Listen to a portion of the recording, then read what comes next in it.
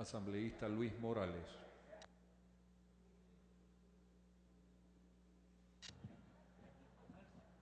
Gracias, señor presidente.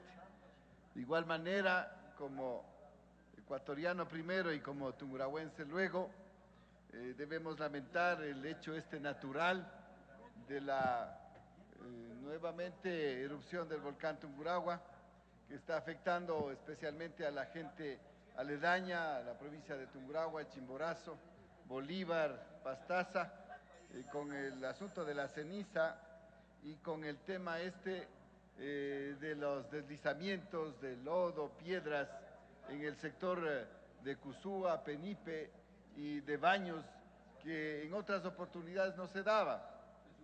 Y aspirar que los ministerios de Bienestar Social, de Salud, de Educación, la Dirección Nacional de Defensa Civil, de Riesgos, se unifiquen con las autoridades locales a fin de mitigar en algo el grave problema de la localidad. Eso es fundamental para poder nosotros en adelante seguir trabajando. Ojalá estos últimos días no se vayan a producir mayores deslizamientos y agradecer a los medios de comunicación nacionales que con sus tomas y con sus llamados están de alguna forma haciendo conciencia nacional para que los ministerios que hemos mencionado acudan en ayuda inmediatamente. En cuanto al tema que nos ocupa el día de hoy, señor presidente, nosotros tenemos varias observaciones que ya las tenemos listas para entregar y que bien han hecho ustedes en reinstalar esta sesión para permitir hacerlas verbalmente en este salón del debate. Nosotros estamos plenamente de acuerdo en el artículo 36 de esta reformatoria que acoge los principios del artículo 515, excluyendo para cobro de impuestos las frases, dice, ganado y otros semovientes, y asimismo que no serán materia de gravamen con este impuesto los bosques primarios, húmedos y maquinarias que pertenecieren a los arrendatarios de predios rurales. Yo creo que debería constar ahí maquinarias agrícolas y otro tipo de maquinarias específicas a fin de no generalizar el tema solamente con maquinarias. Eso es importante porque todavía persiste, mientras no esté aprobada esta reforma, en el sector rural, el temor de que sobre el areteo del ganado vayan a existir posteriormente la generación de pago de impuestos.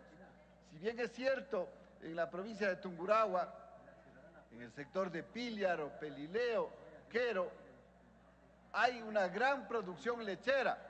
Por ello es que subsisten muchos centros de acopio en donde generan el yogur, la leche en cartón, la leche en funda, que sirve de alimento básico para los ciudadanos ecuatorianos, pero que es fundamental no generar impuestos porque el trabajo que lo hacen los campesinos desde las 4 o 5 de la mañana amerita que tengan algún beneficio de carácter económico por lo menos, y eso le permita al ciudadano subsistir adecuadamente.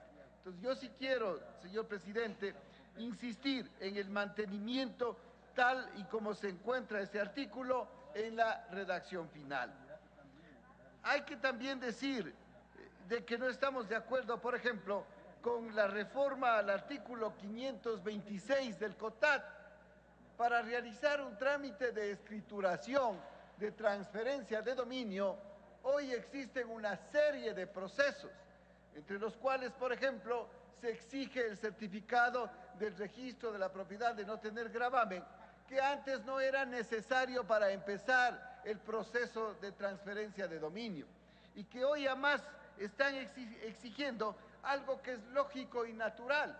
Si usted va a vender un predio, lo primero que le solicita el notario y el comprador, más que todo para asegurarse, es el certificado de no existir ningún pago de obligación a la municipalidad.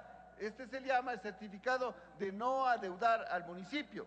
Pero acá le dicen que pida una serie de recibos que van aumentando la dificultad de la celebración de una escritura pública. Yo considero que esa ha sido una falencia permanente para que varios predios en el sector urbano y rural no hayan podido tener el trámite completo y no tengan un título justo de propiedad los ciudadanos. No estamos de acuerdo con la generalización y eso sí hay que pedir que se acople con el Código Civil cuál mismo ha de ser el proceso para establecer la cabida real de un inmueble. Porque hay interpretación. El domingo nomás escuchaba que alguna persona del municipio decía que con una ordenanza pretendían cambiar el Código Orgánico Territorial. Nosotros sabemos que no, porque esta ley prevalece sobre una ley local a través de las cuales se conocen las ordenanzas. Hay que hacer para todos los ecuatorianos una liberación. Ahora, obviamente, con los avances tecnológicos, las escrituras tienen más precisión en cuanto a los metrajes, a los linderos y a la ubicación geográfica del predio. Pero antes, y muchas escrituras todavía constan así, los notarios ponían las extensiones en más o menos, es decir, dándole una opción de error, porque el ser humano no puede tener desde hace muchos años atrás el mismo procedimiento que hoy, vuelvo a insistir, existe. Por ello hay que ampliar esa facultad que a través de la comprobación quizá de una diligencia judicial que establezca la existencia de una cabida real, señor presidente, no se desconozca la propiedad sobre un cuerpo cierto cuando existiere una extensión fuera de la aproximada establecida en la escritura. Para mejor explicación, si hay un terreno en el que conste, por ejemplo, que ha comprado media cuadra más o menos, o 4.000 metros más o menos, el momento de medir existe un más o menos del 10%, de acuerdo a la ley y al Código Civil. Pero si se exceptúa en alguna forma para que no exista la declaratoria de bien municipal, si supera este valor, yo creo que haríamos una muy buena obra. Hay gente que ha comprado sus predios conociendo la extensión y cabida real que habla el Código Civil y posteriormente no es que crecen los terrenos, sino que ha habido error en la medición. Que eso conste como una norma general de que lo que sea una cabida real, debidamente certificada por una diligencia judicial, que usted la conoce perfectamente, señor presidente, como jurista que es, hacer una diligencia con el juez que reconozca que ese terreno es la cabida real, suficiente prueba para que no haya la confiscación a favor de la municipalidad. Mire, yo creo que los municipios con este tema del área verde en la zona urbana, mucho beneficio podrían hacer generando una destinación de estos predios para vivienda popular. En el Cantón Ambato, más de 860 predios municipales totalmente abandonados y hay gente pobre que no tienen dónde construir su vivienda.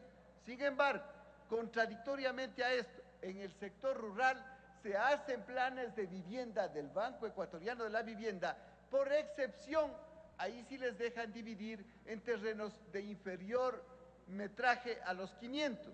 Le queda un minuto. Gracias, señor presidente, por eso estaba agilitando un poquito la explicación. Entonces, en el sector rural, con mayor razón, existen praderas, bosques, sembríos, que de por sí son zonas verdes, señor presidente, pero ahí no se puede aplicar lo mismo que en el sector urbano, de dividir un predio y dejar el 15% a favor de la municipalidad.